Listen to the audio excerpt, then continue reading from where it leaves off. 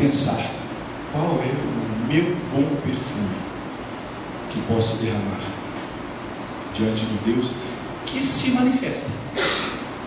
Porque a celebração hoje é essa rememoração dessa visita e desse se fazer conhecido de Deus a todos os povos. Por quê? Porque nós pensamos, eu estou falando nós, cristãos, temos, isso eu falo com tristeza, eu não sei se é tristeza ou até um lamento, talvez um lamento maior, pessoal, isso sou eu, viu gente, é Jorge, é um lamento de olhar alguns cristãos que se acham pessoas melhores que outras, simplesmente por ser cristão. Eu tenho um problema sério com isso, muito sério. Porque se somos cristãos, por misericórdia somos cristãos, por amor de Deus por cada um de nós, assim Deus conduziu a cada um de nós. E não somos melhores que ninguém. Que ninguém. Eu preciso compreender que essa ação é uma ação misericordiosa, que Deus, não vendo em nós nada que o agradasse, resolveu, escolheu nos amar, se revelar, abrir a nossa compreensão um pouquinho e fazer com que cada um de nós entendesse que Jesus é o Cristo, o Filho de Deus vivo.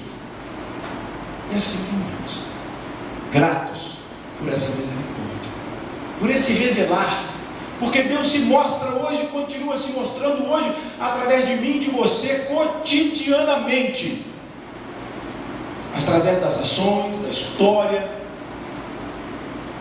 Se Epifania é a manifestação, se Epifania é esse menino que se mostra para esse povo oriental, Epifania também é hoje Deus se fazer conhecido por cada um de nós e através de cada um de nós no cotidiano da vida. Agora, essa ação, ela precisa de uma reação.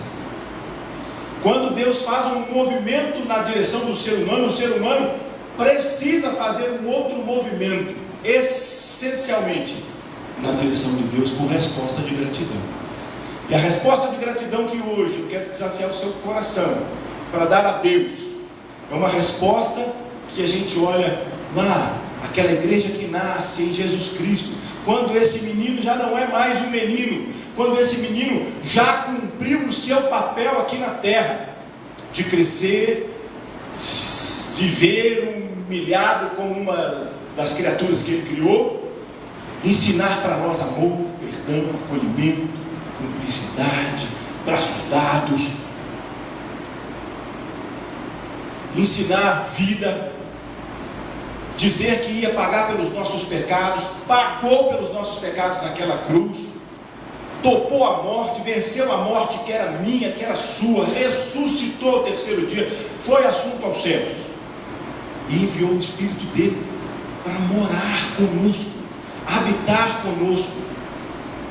E nesse revelar, no momento onde esse mistério se faz conhecido, que é Cristo, a esperança da glória, que estava oculto nos velhos tempos, nos antigos tempos, nas antigas escrituras, e que agora, na nova escritura, nas novas escrituras do Novo Testamento, se faz conhecer, se revela.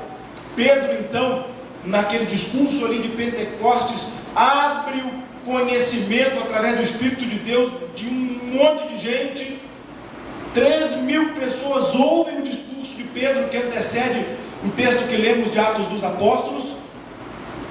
3.000 pessoas são batizadas no mesmo dia, e essas pessoas vivem de uma forma que eu preciso observar a história, eu preciso aprender com a história. E essas pessoas perseveravam, de acordo com o texto, na doutrina dos apóstolos, na comunhão, no partir do pão e nas orações. Nós entendemos, no final do ano passado, que precisávamos caminhar 2015 com essa temática que está ali. Obrigado. Que bom que está ali. Né? Que é em cima desse texto que lemos. E nós vamos falar muito sobre esse texto de muitas formas, em muitos momentos. Eu espero não sermos tão repetitivos e chatos.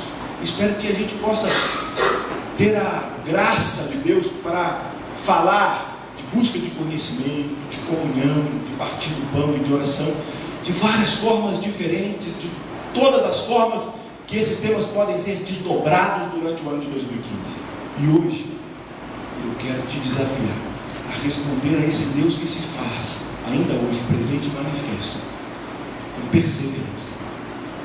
Com perseverança na busca do conhecimento de Deus.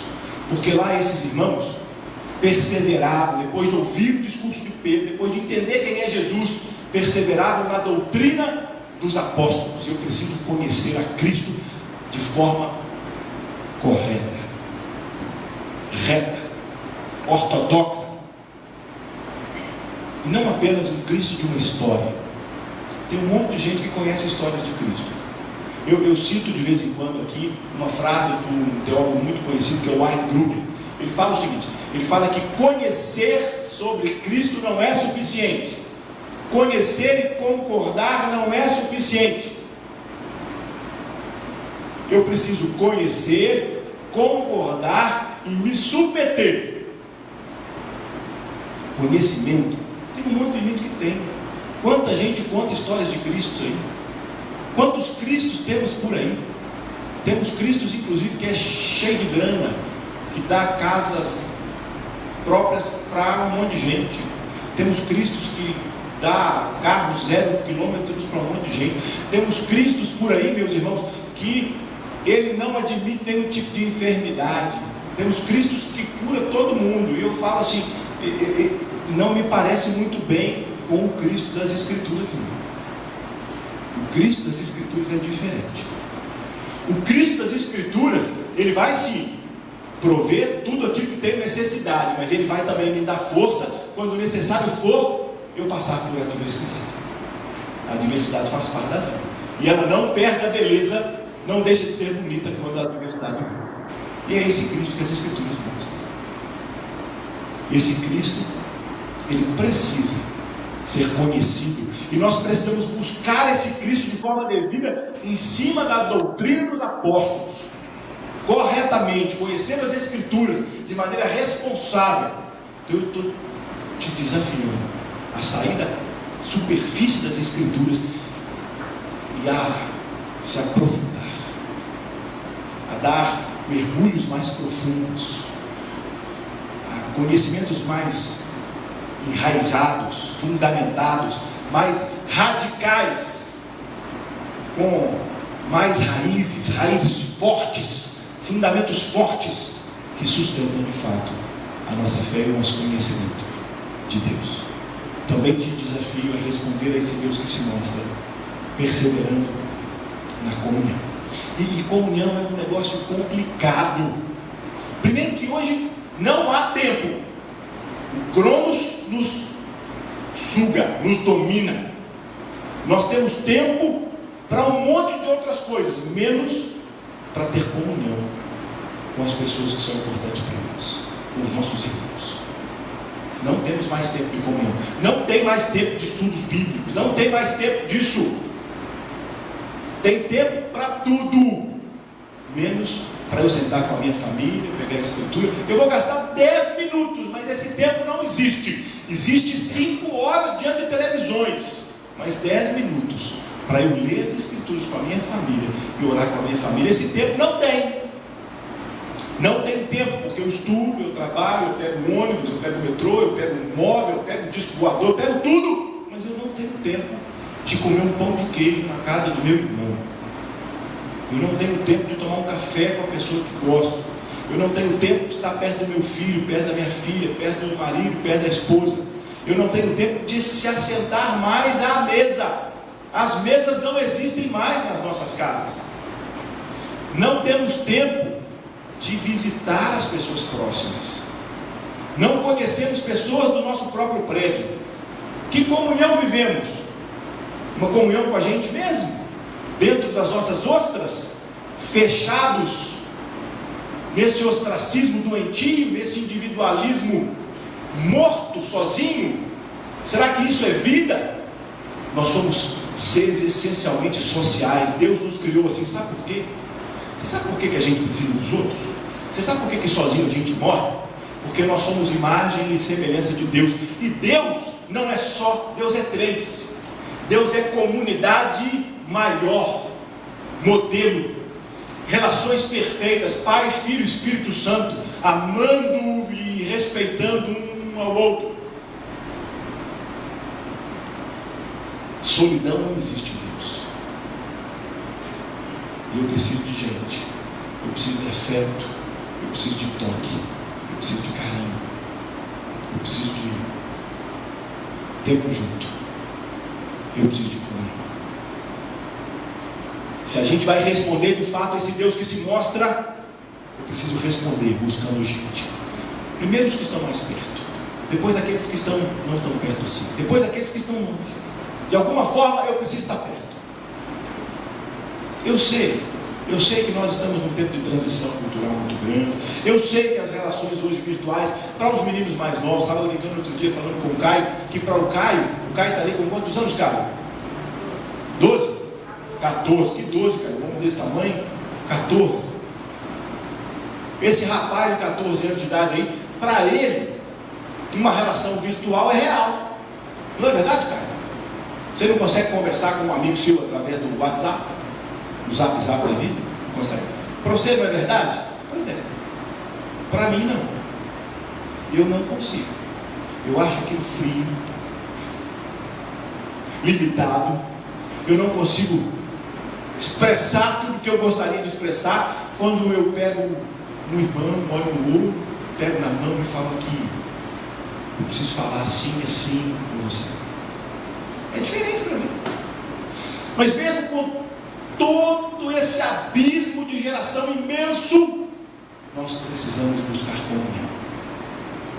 Nós precisamos perseverar na comunhão. E aí, nós vamos para o terceiro ponto, porque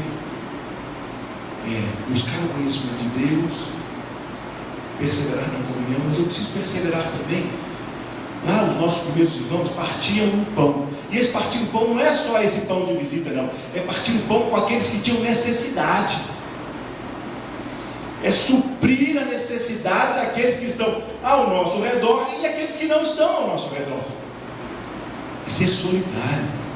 É se compadecer da necessidade do outro.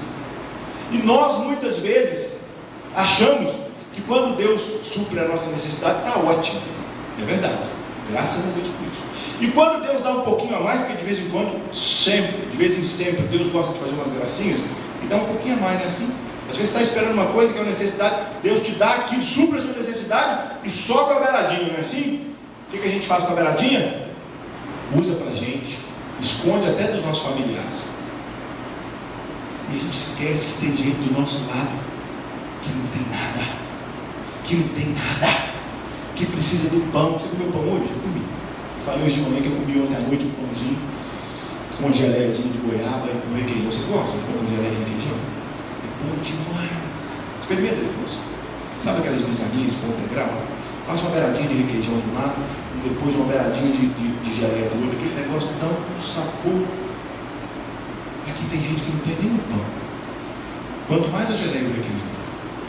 E a gente acha que está tudo bem sentar à mesa, comer o pão com a geleia e o requeijão e esquecer daquele que não tem nem o pão para comer.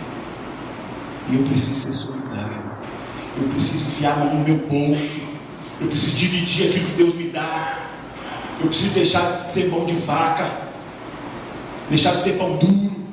Eu preciso contribuir na comunidade, entender que tudo isso aqui custa dinheiro. Não é verdade? Tudo custa dinheiro. Eu preciso entender que a minha vida, se eu me identifico com a nossa comunidade de fé, se a nossa comunidade de fé faz algum trabalho pertinente, relevante, eu preciso participar disso financeiramente também. Eu preciso olhar as pessoas do meu lado. Nós temos 1 milhão de necessidades ao nosso redor. E às vezes nós podemos suprir essas necessidades. Às vezes Deus vai usar cada um de nós aqui para suprir alguma necessidade, para sermos instrumentos dele de solidariedade. E a última perseverança, como resposta a esse Deus que se mostra, é uma perseverança que é a música cantada hoje no chão.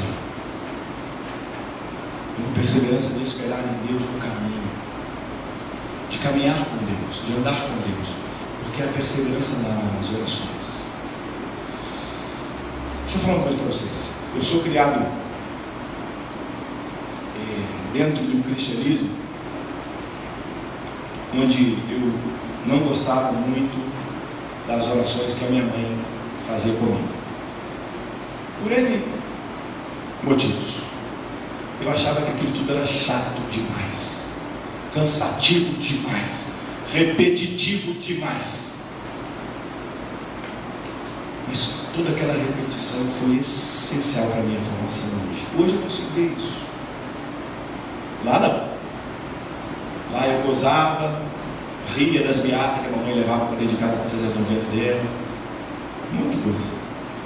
Mas hoje eu sei como Deus preparou o meu coração para tentar formar no Jorge alguma coisa, através da educação que a Dona Maria deu. E aí, meus irmãos e minhas irmãs, eu preciso hoje te desafiar a perseverar nas orações. Não é na chatice, não. É na necessidade essencial da relação com o sagrado. É no caminho trilhado lado a lado com Cristo. É na vida de mãos dadas com Jesus. É na relação falando com Deus e ouvindo Deus. Andando com Deus. É na relação com saúde com as Escrituras Sagradas. É numa relação boa, na meditação, na reflexão, no ruminar da palavra de Deus. E nós precisamos de perseverar nessas orações. Hoje, que saímos todos daqui nessa noite, respondendo à manifestação de Deus, dando louvor nossas vidas, incenso, nossa devoção, mirra, nosso perfume maior, perseverando na busca do conhecimento, na comunhão, na solidariedade e nas orações.